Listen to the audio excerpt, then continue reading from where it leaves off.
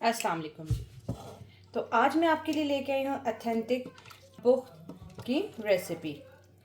तो ये देखें कितना ज़बरदस्त हमारा जो है वो गोश्त बनकर तैयार हुआ है और बिल्कुल ऑथेंटिक रेसिपी है ये। आप इसको ज़रूर फॉलो करें।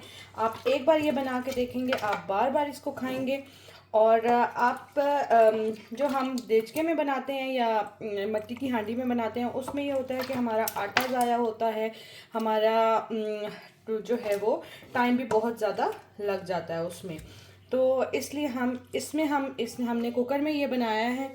और ये देखें कितना ज़बरदस्त हमारा जो गोश्त है और जो आलू आपको ये नज़र आ रहा होगा, कितना ज़बरदस्त जो है ये तैयार हुआ है। तो एक बार इसको ट्राई करके देखें। और ये बच्चों के लिए भी बहुत ज़बरदस्त है, बच्चे भी इसको शौक़ से खाते हैं क्योंकि इसमें नमक के अलावा और कोई मसाला नहीं डलता, तो इसलिए बच्चे भी इसको आसानी से खा सकते हैं। तो चलें वीडियो को स्टार्ट करते हैं। वीडियो को एंड तक देखें एंड वेलकम टू माय नई वीडियो।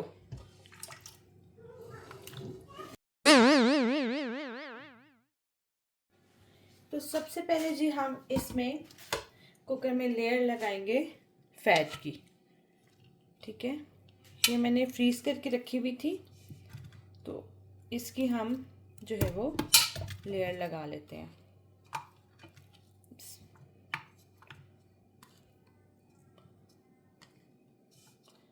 ये बिल्कुल ऑथेंटिक रेसिपी है।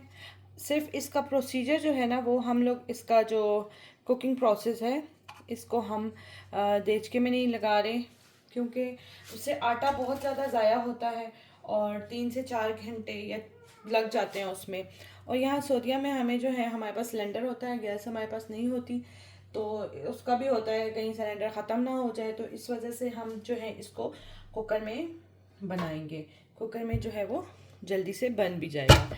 ये मैंने आलू लिए हैं, ठीक है, और ये कोई बेढंगा सा ही आलू था तो ये मैंने ले लिया है। लेकिन ये है कि आलूओं को अच्छी तरह से, कोई भी चीज़ डालें आप, आलूओं को भी अच्छी तरह से साफ़ करके आपने इसमें डालना है।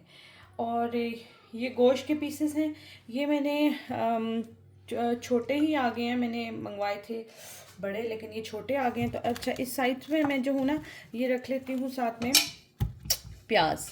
ठीक हो गया। और इसके ऊपर हम रख लेंगे गोश्त को, जो है हम इसके ऊपर ही डालेंगे। ये एक लहसुन का फूल भी हम इसके ऊपर रख देते हैं। अब हम जो है ना, इस गोश्त जो है वो इस गोश्त को इसके ऊपर इस तरह से सेट करके रख लेंगे। ये तकरीबन 2-1 किलो गोश्त है और इसको हम रखेंगे।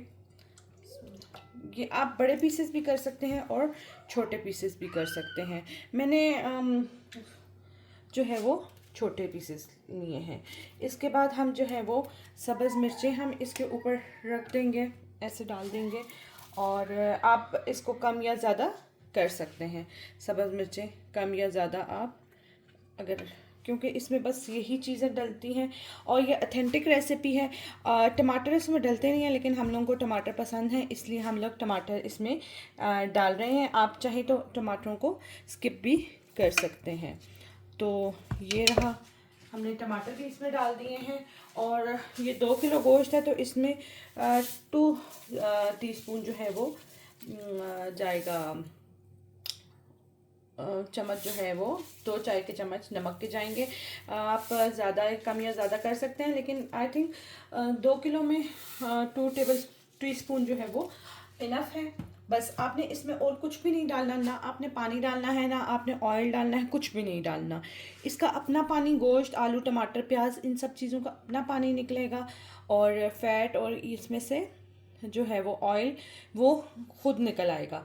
तो आपको इसमें ऑयल डालने की भी कोई ज़रूरत नहीं है। बस अब हम इसको बंद करते हैं और इसको जो है वो प्रेशर लगा देते हैं।